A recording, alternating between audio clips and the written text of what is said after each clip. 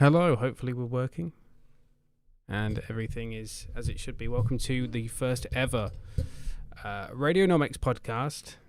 I'm Dan the Radio Man, and we are today looking at Rajar Q3 quarterlies and other radio figures for today, as well as some comments that have come in the wake of Rajar Q3.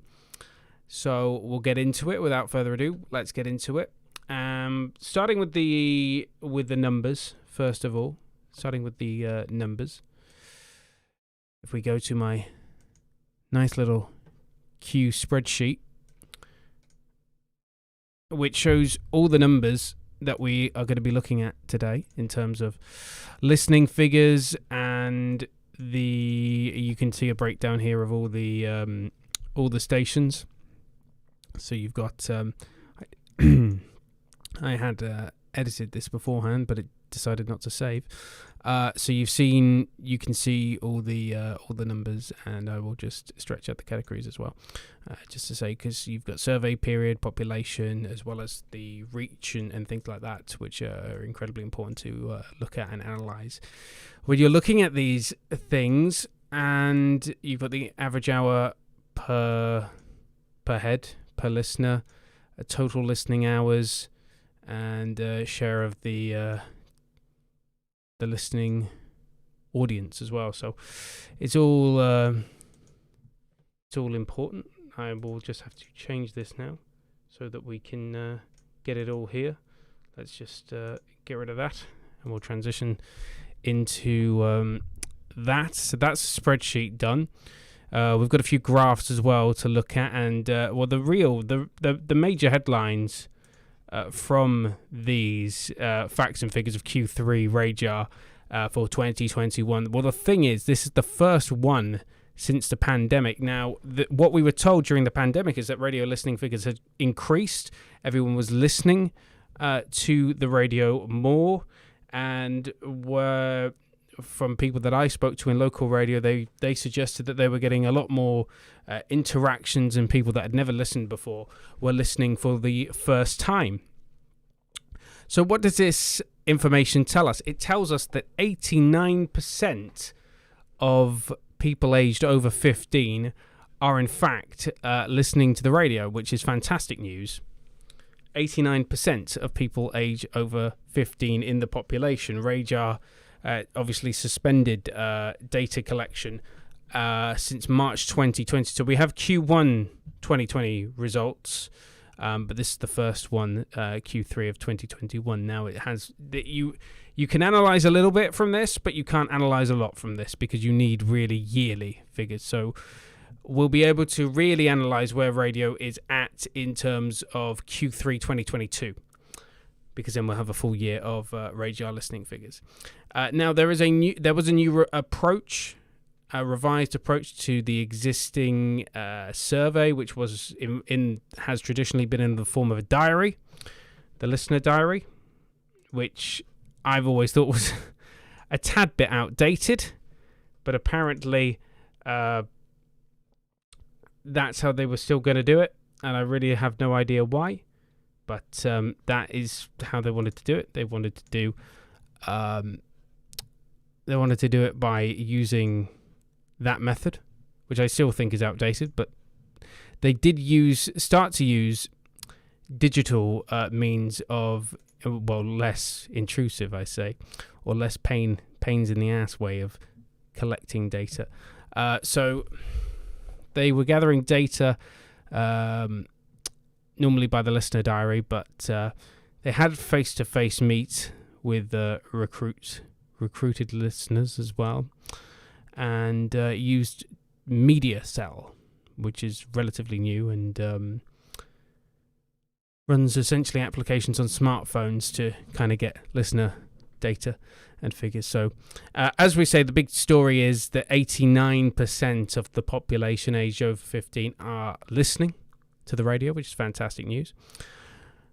Based on these, well, we can't compare them to previous ones, but whilst the latest figures have been calculated using a modified survey methodology, They also show the total combined audience for all radio, including BBC and commercial combined, is at the highest level ever recorded at 49.5 million people, which once again is fantastic.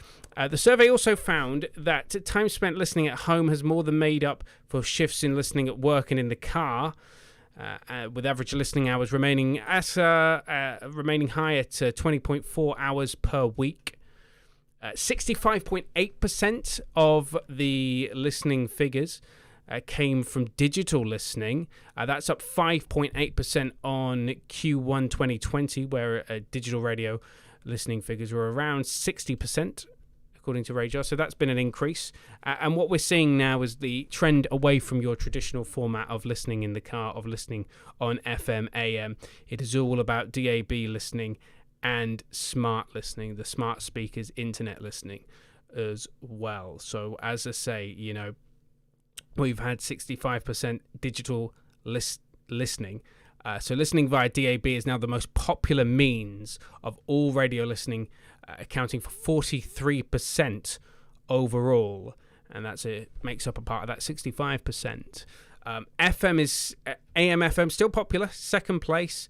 34.2% of listeners are listening in via those frequencies and using those methods. Listening via apps counts for 18.1%. That goes back into the digital listening and all all listening, and that makes up for about 27.5% of digital listening.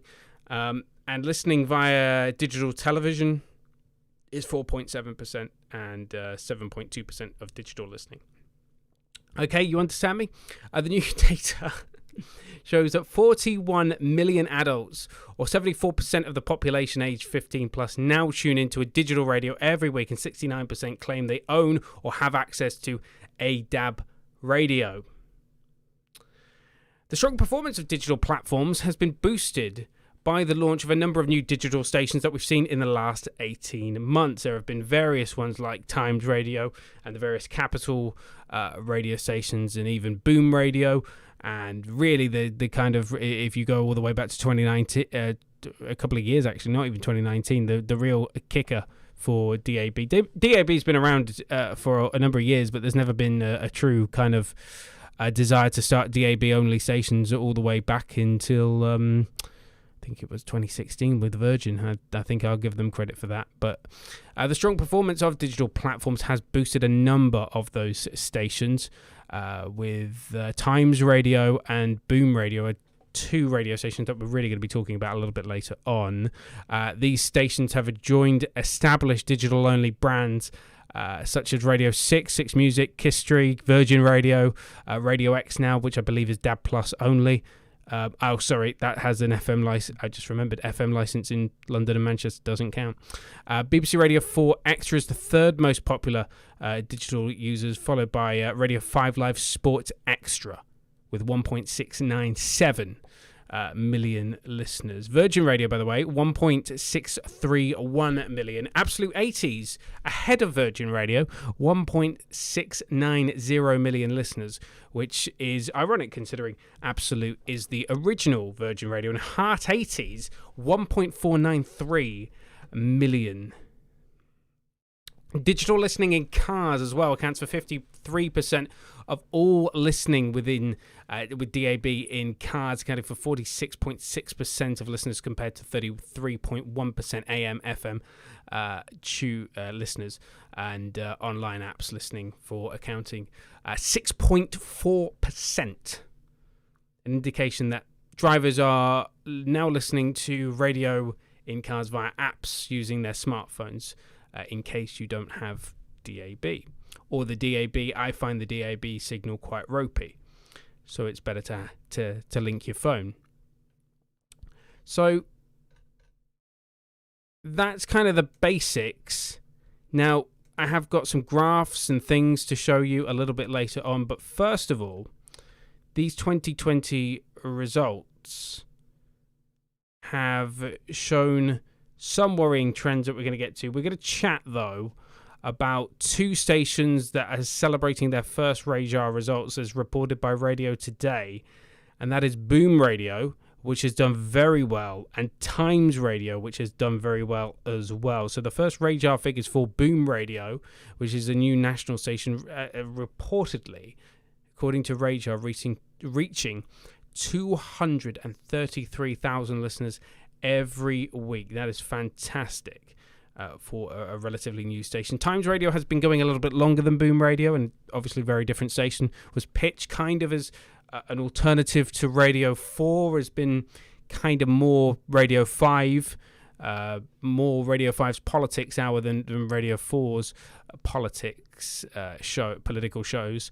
More Radio 5 Live's political content, I should say, than Radio 4's political content. But they have an impressive 637,000 listeners, which I think is the best of the kind of newer DAB stations. It's certainly more successful than some of the other News UK radio station brands when they first launched. I know when Talk Radio and Virgin Radio launched, they weren't owned by News UK, but did not have tremendous figures. They were in around the 200 to 300,000, but obviously they've made changes, and Virgin Radio banked on Chris Evans to bring in that listener basis, which is exactly what he did, and they got over 1 million. It has been a really successful start for both Boom Radio and for Times Radio, both of which launched during the pandemic, with Boom Radio getting an average listening hour per week of around 8 hours, and Times getting on about 5.5.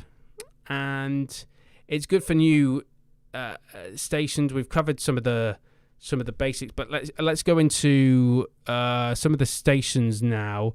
Obviously, with Times Radio having about 637,000 listeners and 3.5 million listening hours. More than Talk Radio, by the way, that's 450,000. Less than LBC, that's 3 million. And Radio 4 has 10.7 million listening hours. Boom Radio's first Rajar. Obviously, they've got 250,000 in terms of reach. Kiss3 is the most popular commercial digital only station with 2.2 million. What is also interesting is Chris Moyles on Radio X has more listeners than Chris Evans, 1.08. He has more listeners compared to Chris Evans, who apologies, I'm going to sneeze in a minute. 0.98 million. So Chris Evans is just under 1 million. Chris Moyles is just under 1.1 million. With Kiss3 being the most popular digital commercial station, what is the most popular digital station overall? Well, you won't be surprised by this. It's Radio 6 Music with 2.6 million listeners. Radio 1 was 8.25 million, and Radio 1's breakfast show has around 4.28 million listeners. If we go to Radio 1, which is here, you can't see the individual breakdown of the shows because I don't pay $7,000 to access them, but you can see Radio 1's, you can see their listening share of the total TSA, the total surveyed audience is 2.1, which is fantastic. You can see all, the BBC, all BBC Radio makes up for over half of all the total surveyed audience listening, whether that's the BBC Radio Network, the national brands making up 44.7%, or whether that's the BBC Local Radio group making up for 6.1%. Commercial doing very well. It's challenging the BBC. It's nearly got 47.1% of the total surveyed audience. That's all commercial radio. If you look at national commercial radio, obviously that's doing a lot better than the now decimated local commercial radio scene, with all commercial, with now all national commercial radio 23.2%. All local commercial radio is actually faring rather better. I said it was decimated, but it's actually faring rather better at 23.9%. And then other radio stations, some not community, they aren't included in Rajar. I don't know any community radio station that pays the fees to be included in Rajar, but other radio listening going down to 2.1%. And as somebody that works in community radio, I can tell you that the listening figures have gone up in community radio as people look for an alternative. Let's get back to those listening figures then. BBC Radio 2 BBC Radio 2 have 2.17 million listeners, with BBC Radio 4 still, I think, the behind Radio 2. Radio 2 has 14.6 million listeners, with 7.22 million tuning in for Zoe Ball and her breakfast show, which is still the most popular in the country, and Radio 2 being the most popular station, 14.6 million. I believe Radio 4 is the second choice. Radio 1's third. Radio 4 is second, 10.76 million, with 6.71 million listening in to the Today Show. Would love to know what the Archers gets, but they get 6.71 million for the Today Show. Then after Radio 1 in third, we've done that. Then I believe it's Radio 5 in terms of the BBC. It's 5.91. But if you look at if I go back to the spreadsheet, and I go to, if I look at the Capital brand, and we have the, where is it, population reach percentage. If I look at the reach percentage for Radio 1 is around 5%, and then I look at the Capital brand, 0. That's for Boom Radio. That shouldn't have clicked Capital. The Capital brand has 14%. So Radio 1 has 15%. That's other radio. 15% for Radio 1, 14% for the Capital brand. So that's pretty good for the Capital brand. Capital Network UK, I really don't know what the difference is there, but there's a 2% difference between that. I think the Capital brand is all the stations, whereas the Capital Network is just the Capital stations. So the Capital brand includes Capital Extra, things like that, Capital Dance, whereas the Capital Network is... No, I think the Capital Network encompasses all the brands, whereas the Capital brand is just the brand. There you go. I'm sorry, I've confused you there. Look at the Heart brand then compared to Radio 2. 18% for Heart Radio UK. If I look at Radio 2, 26%, very much on the back end, but they are more popular than Radio 1, which is very key for the Heart brand. What we are seeing, and I'll get to this later because we have got a few graphs to show you before we move on. If we look at stations that target a similar audience, we look at Heart. Kind of goes after the same audience as Radio 2, but not really. So they're more of a combination of going after Radio 1 and Radio 2. How it was described to me once was mum radio. And they've got 18% of the total surveyed audience. They've got the reach percentage, 18% reach, and it's 6.2% of the TSA. So 6.2% of the total surveyed audience tune into Heart. So that's the Heart brand. Heart Network is 15%. So the Heart brand encompasses all. Once again, I think the Heart brand encompasses all, whereas the Heart Network is just the Heart station. So Heart London, Heart Wiltshire, Heart Northwest, and all the local Heart networks that there are. They make up for 15%. But the Heart brand is pulling the muscle. It is the muscle behind global. Let's look at LBC had some very good ones, but we won't get to speech radio today, I don't think. I want to look at Bauer, and I want to look at Magic, and I want to look at the Magic Network, because they're in a very similar kind of position to Smooth, which is another global station. I think it's important to look at the Smooth brand and compare the Magic Network. So the Magic Network gets around 0.5% in terms of reach. What is it? Average out. Sorry, that's not reach percentage. This is reach percentage. So the Magic brand the Magic Network, so to speak, gets 7% of the overall percentage of reach. That's a reach percentage of 7%. Smooth gets more, actually, 11%. So these two that are kind of rivals at the moment, Smooth is winning out over Magic. They both cater to very similar audiences. In London, what is good to have a look at is in London on FM and see which stations are doing the most in terms of numbers.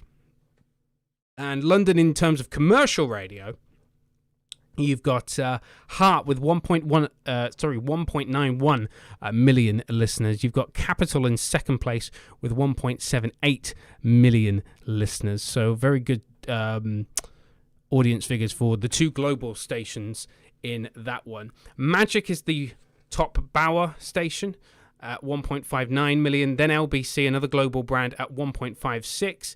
James O'Brien doing very well at LBC, and then it's another one, the more youth orientated station for Bauer is Kiss, barely scraping 1.5 million, not even 1.5 million, barely scraping a million at 1.06 million, whereas obviously Capital got 1.78. So in terms of global, now we can break it down by brand, and global has 25.7 million weekly listeners. That's 23.5% overall. The Heart brand has over 10 million weekly reach, and with their breakfast show from Jamie Thinkston and Amanda Holden reaching 4.1 million listeners. Radio X reaches around 1.9 million.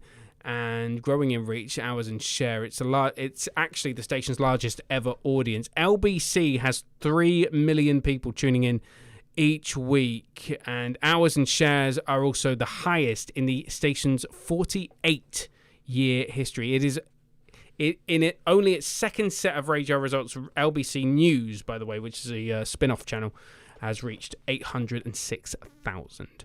Smooth also celebrates its highest audience figures ever with 5.9 million weekly. As I said, it's beaten Magic, which is great for global. It's giving them the bragging rights over Bauer, their biggest commercial rival, and Capital has 7.6 million. Bauer has also delivered, to be fair. They've increased their listening figures. They've reached a record 20.6 million. Greatest Hits Radio, one of the new ones that took over a lot of local stations when wireless groups sold their local radio stations, such as Signal 1 in Stoke, which was the one I used to live by, and Lynx FM Group sold their stations to Bauer, as well as UKRD Group, the UK radio group, selling their stations, some of which have stayed independent, like Pirate FM, some of which have been made into the Greatest Hits or the Hits, and of course I believe it was all kickstarted, if I remember, all the way back by Stellador Radio, selling off their Sam FM and what was the other one, the Breeze, Sam FM and the Breeze brands over to Bauer. The Breeze and Sam FM brands, most of which have been taken on as the Greatest Hits Radio. The only one that I believe Fire Radio existed in Bournemouth and Poole, but I believe that is now Greatest Hits because, they already own Wave in that part of the world, so I really don't understand why they own two radio stations competing against each other, but oh well. It's radio. Let's not question it. The only other one was Sam FM Bristol, which was the last one to change over. So all the Sam brands moved to Greatest Hits, apart from Sam FM Bristol, which was maintained for a while before closing down and becoming the Hits Bristol, which means that Bauer, I'm surprised they didn't bring back Kiss, because they had a Bristol Kiss station as well. I would like to have seen them brought that back, but that's more nostalgia purposes than business sense. So Greatest Hits Radio has in London, which, remember, it replaced Absolute on the London frequency. It's got a weekly audience of 548,000 for its new 105.8. This to me was a bit weird, because Absolute aren't the same as the station that obviously replaces them. They're very different stations, Absolute and Greatest Hits.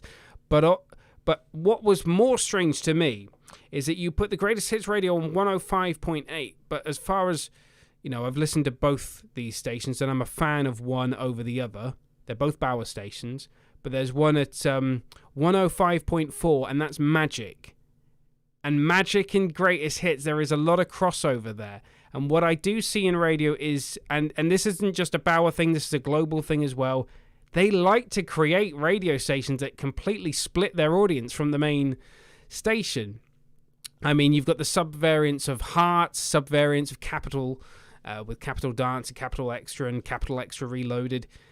I would argue you don't need all these brands. You should just try and keep them into one station. But I suppose you want to create more niches, which has always been the BBC's thing. It's never been a commercial radio thing, maybe because they didn't believe they had the platform, or it wasn't going to work. Digital has opened that door to more commercial variations on particular formats.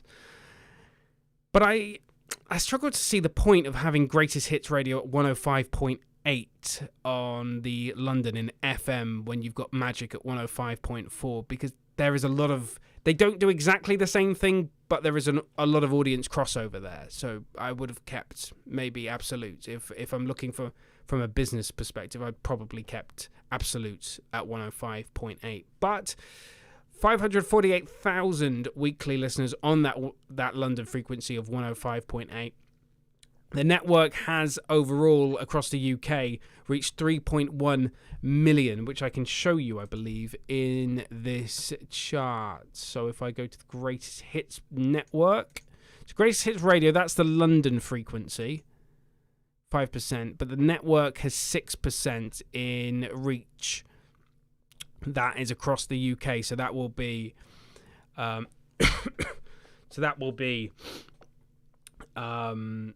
across the country. So it'll be a Greatest Hits Radio Wiltshire, Greatest Hits Radio Berkshire. I don't know if they have one in Bristol. I can't remember. Because yes, they will, because they had a Breeze Radio in Bristol. So yes, they do have Greatest Hits Radio in Bristol. Sorry, I'm just getting confused with Sam FM, which is the Hits for Bristol.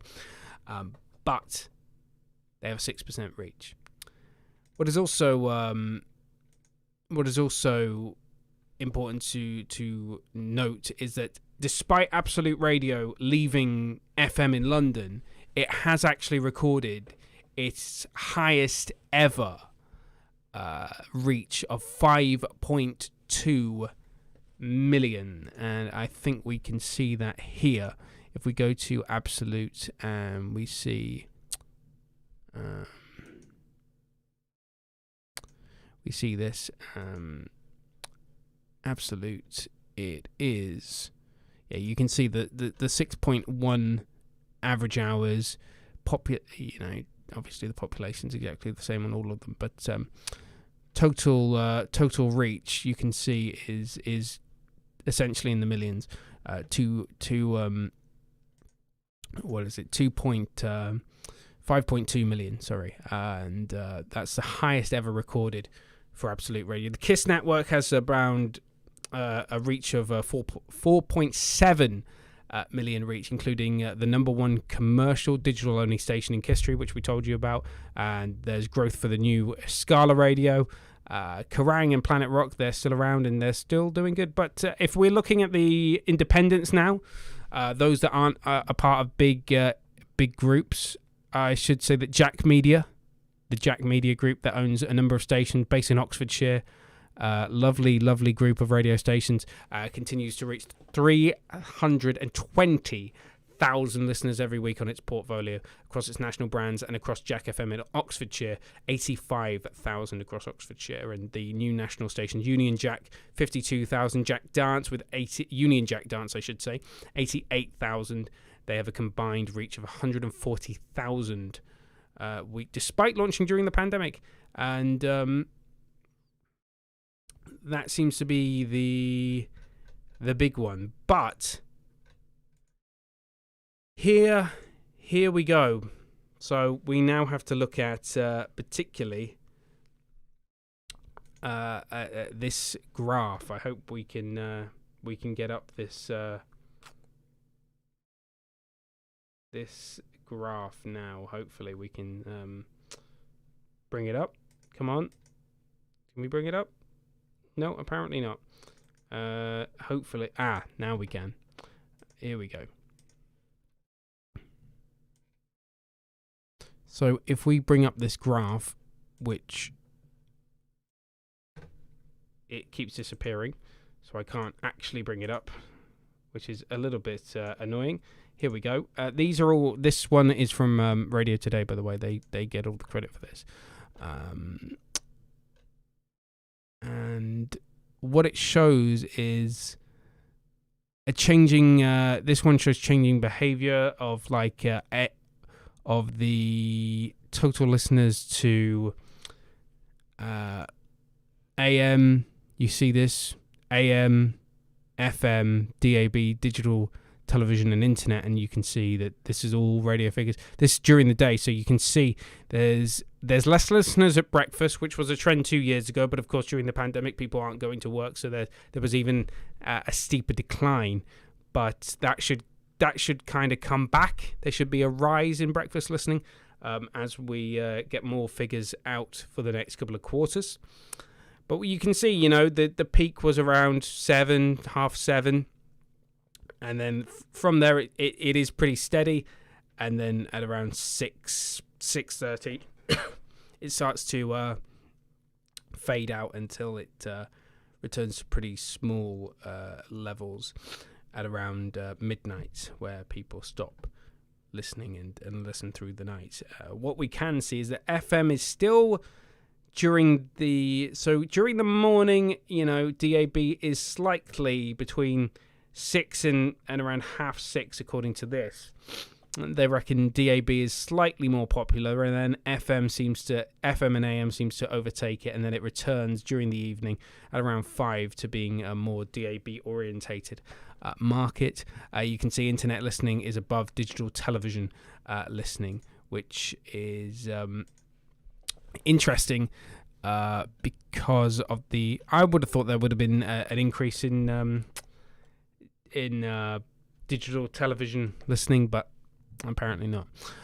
What is also interesting is this fantastic graph here, which is shows you where people are listening at home, in a car, van, lorry. So we've obviously, during the pandemic, people not traveling as much. We've seen people not listening in their cars. People obviously not listening at work because they've not been at work. But people are generally listening more at home. And this is from smart devices and things like that. They're becoming incredibly popular. And what is also interesting is the platforms that we've been talking about. So analog, AM, FM just accounts for a third of radio listening figures now. What is really concerning now is, and this is a problem that's being addressed at, I believe, the Radio Today conference, which we'll get to some of the notes in a bit, it's worrying from anyone that wants a career in radio, because unfortunately the young people, they're not listening to it. And that's what this article from Radio Today picks up on. The data is worrying for anyone that is looking for new blood in terms of listening figures, because reach-wise, there has been a gradual decline. 5 years ago, 6.6 million people. I don't know, it's 15 to 24 is technically the young teenage audience, and that's now down from 6.6 to 5.9. And since 2019, Facebook has seen their use for their app drop 13%, for instance.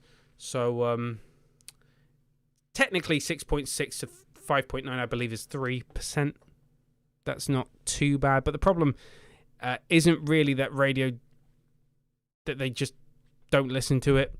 They don't listen to it as much. And in the last 5 years, 15 to 24-year-olds have reduced their radio listening by 40% between now and the last Rajar.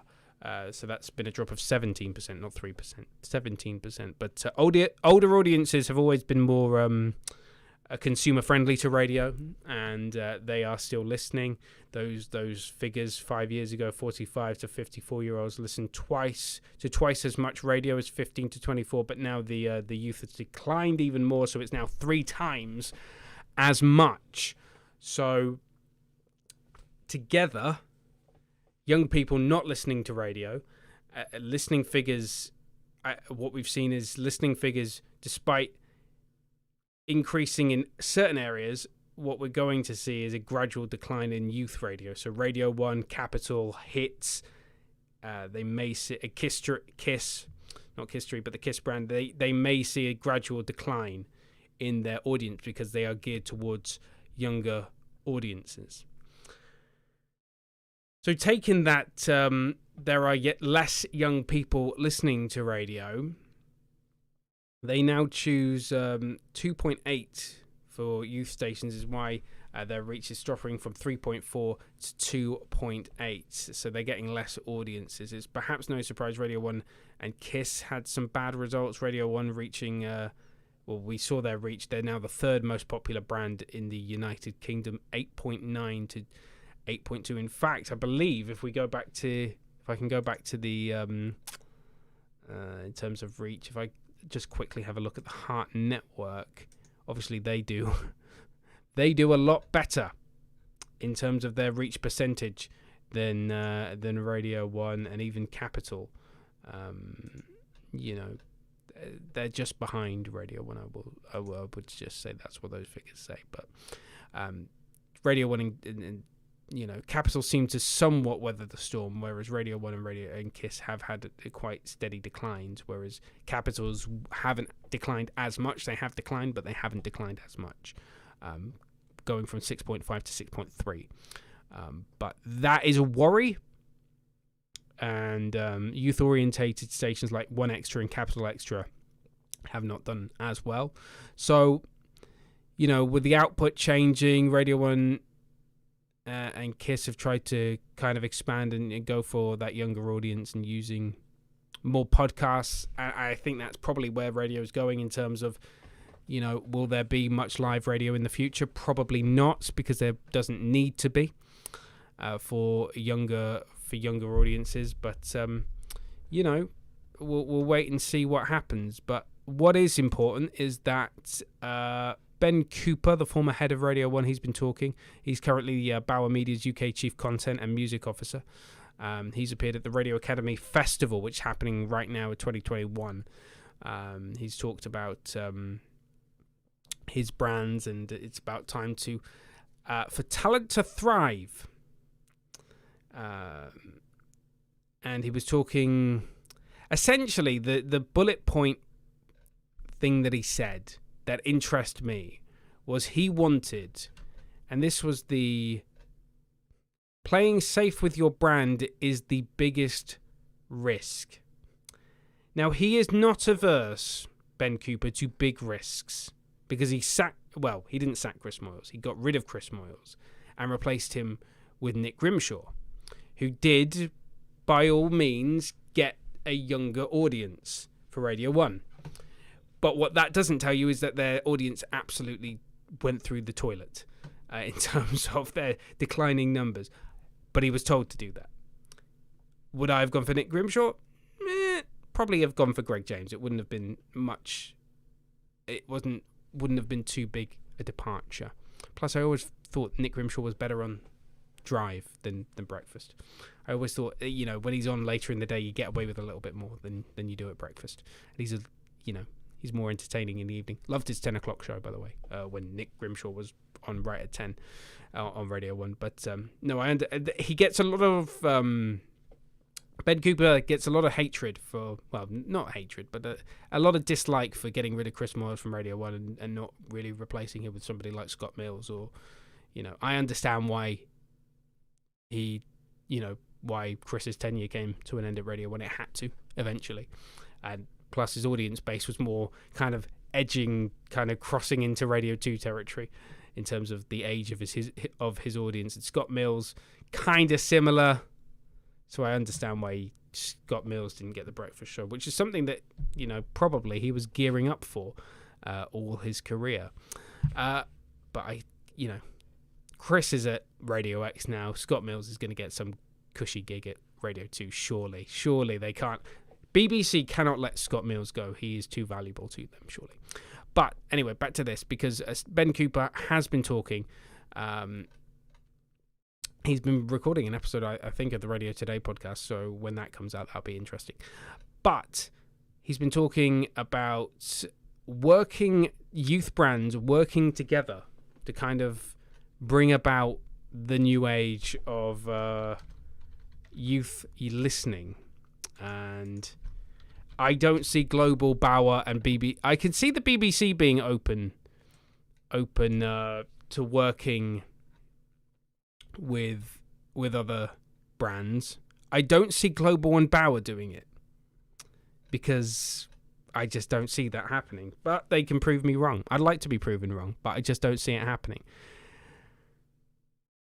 But I think what Ben does say, and this will come across in the podcast, he wants media to thrive. He says that playing safe is the biggest risk. And, there are a lot of stations that do that. I think commercial radio is fitting into this tight little format that, personally I don't like it, but some people do. And that's fair. That's fair enough. But he has said that playing safe with your brand is the biggest risk, and you have to offer surprises. You have to offer depth, creativity. It's going to make you stand out in a crowded marketplace. And I completely concur with Ben Cooper here because, I always quote wrestling because I view radio as like wrestling. You try and get yourself over with a crowd if you're the presenter. And I think, there's an old book in professional wrestling by, I say an old book. It's a book written by a professional wrestling booker of one point called Eric Bischoff's Controversy Creates Cash. And I think in the age where controversy is cancelled, it's very hard to be creative. But if you can do it, I think you can get very, very, very far. I think people want to hear creativity again on radio. So I think what I can't tell you what Ben's actually saying, whether he's just saying buzzwords or whether he's saying, yeah, let's get rid of the tight formatted 15-second link stuff and the repetitiveness of the song choices, and let's let the presenters, go back to how it used to be, where in the 90s and the early where in the early noughties and the early and the 90s and the 80s, where you could be a little bit more creative and you could be a little bit more risque and you could have more fun with it. Whereas nowadays it's very much, no, this is what you will say. You'll say this and you'll take this much time. It's very, very planned, very planned. Whereas for me, the best radio is very spontaneous, which is why I don't plan a lot of my stuff. I know what I'm saying, generally, but I don't know what other people are going to say, and I like that. It's why I like the zoo format, because that breeds spontaneity. But I think, I think Ben's completely right. I think, it is time to stop playing safe, and it's time to be more creative. Anyway, that is it for Radionomics. Thank you very much for watching. You can tune into the podcast on Spotify, Apple Music, Amazon, as well as Google Podcasts. So thank you very much. I've been Dan the Radio Man. That has been the first ever Radionomics show. Hopefully we'll do this again. And thank you for watching. Thank you for tuning in. And we'll see you next time. Oh, actually, before I go, a new podcast is available on the air. A new episode 2 with Chris Baxter of BBC Radio Late Show in the West, BBC Radio Gloucestershire, BBC Radio Bristol, BBC Radio Wiltshire, and BBC Radio Somerset. It's coming out Saturday at 12 on YouTube, as well as on Spotify, Apple Music, and Amazon Music, and Google Podcasts as well. That comes out at 12 on Saturday if you want to tune into your podcast provider or come to this very YouTube channel. Thank you very much for watching. Have a great rest of your week. Bye from me, and I've been Dan the Radio Man, and tune back here, subscribe for more radio news. Thank you.